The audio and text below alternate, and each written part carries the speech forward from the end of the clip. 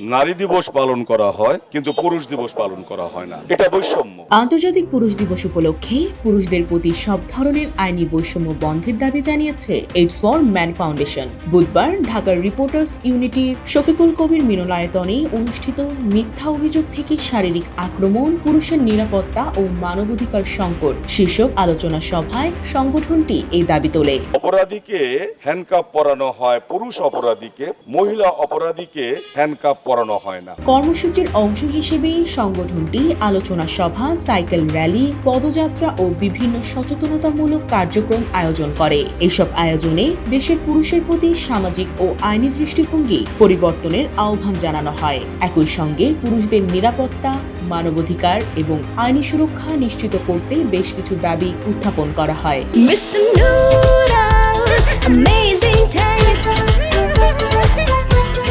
পুরুষরা বৈষম্যের শিকার এবং তাদেরকে আইনিভাবে নানাবিধ হয়রানি করার জন্য বিভিন্ন প্রকার আইনি ফাঁদ তৈরি করে রাখা হয়েছে। সংগঠনের সাধারণ সম্পাদক কাইফুল ইসলাম নাদিম বলেন, দেশের পুরুষরা অবহেলার চরম পর্যায়ে চলে গেছে। অধিকার তো দূরের কথা, প্রতিনিয়ত বিভিন্ন বৈষম্যের শিকার হচ্ছে। সামনের নির্বাচনে রাজনৈতিক দলগুলোর ইস্তিহারে পুরুষের অধিকারের কথা না থাকলে আমরা তাদের ভোট দেব না। তিনি আরো বলেন, সমাজে পুরুষরা নানাভাবে মিথ্যা মামলা ও আইনি বৈষম্যের শিকার হচ্ছে, যা তাদের মৌলিক মানবাধিকার ক্ষুণ্ণ করছে।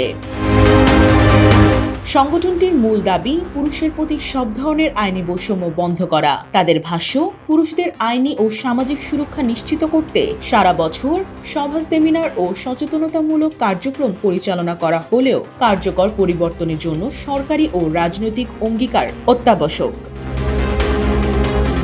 এইড ফর ম্যান ফাউন্ডেশনের মতে, পুরুষদের বিরুদ্ধে বিদ্যমান বৈষম্য দূর করা গেলে সমাজের ন্যায় বিচার প্রতিষ্ঠা আরও সুদৃঢ় হবে এবং মানবাধিকার সুরক্ষাও নিশ্চিত করা সম্ভব।